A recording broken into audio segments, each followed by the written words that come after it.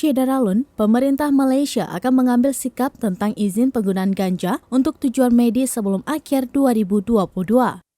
Menteri Kesehatan Malaysia Khairil Jamaluddin mengatakan Thailand telah berbagi banyak pandangan dan pengalaman terkait penggunaan ganja untuk tujuan pengobatan dan budidaya selama kunjungan bilateralnya ke negara tersebut.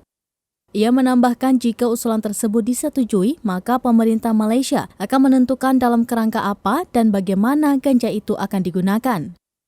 Perlu diketahui, kunjungan Khairi ke Thailand itu atas undangan Wakil Perdana Menteri dan Menteri Kesehatan Masyarakat Thailand, Anutin Charnvirakul, untuk mengeksplorasi potensi manfaat kesehatan ganja.